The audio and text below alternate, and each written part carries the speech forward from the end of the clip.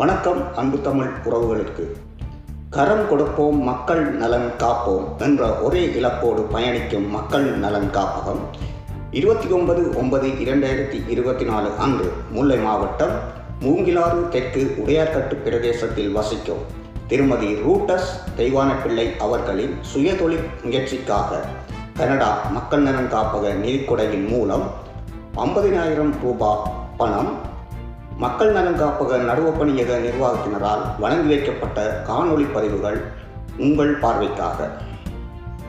வணக்கம், எனது பெயர் ரூட்டஸ் தெய்வானப்பிள்ளை. எனது சுய தொழிலாக நான் தையலைத்தான் செய்கிறேன். நான் மூங்கிலாறு தெற்கு உடையார்கட்டில் வசித்து வருகிறேன். இந்த தையல் ஊடாக கிடைக்கிற அந்த நிதி எனக்கு காணாமல் இருக்கிறதுனால நான் மக்கள் நலன் காப்பகத்திட்ட உதவி கேட்டிருந்தேன். அதுக்கு அமைய கனடா மக்கள் நலன் காப்பகம் ஊடாக எனக்கு நிதி வழங்கிய மக்களுக்கு எனது நன்றிகள்.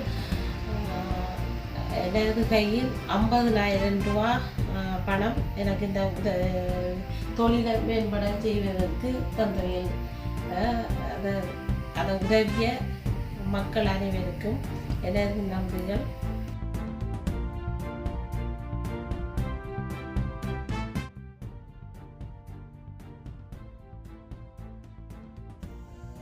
வணக்கம்.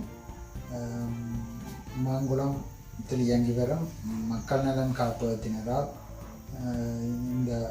இதற்கான வாழ்வாதார உதவியாக ஒரு கனடா மக்கள் நலன் காப்பகத்தின் நிதி ஒதுக்கீட்டில் வழங்கி வைக்கப்பட்ட 50,000 ரூபாய் பெறுமதியான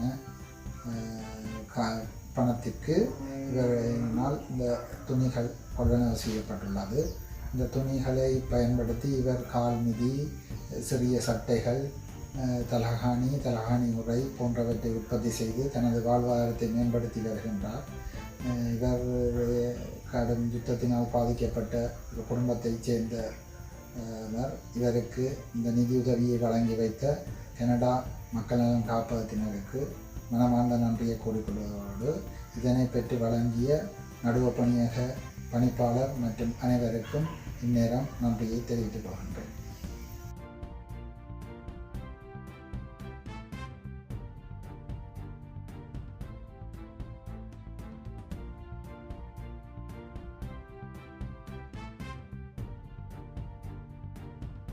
கொடை வழங்கிய கனடா மக்கள் நலன் காப்பக நிர்வாகத்தினருக்கு நன்றிகளை தெரிவிப்பதோடு தொடர்ந்தும் மக்கள் பணியில் கரம் கொடுப்போம் மக்கள் நலன் காப்போம். நன்றி.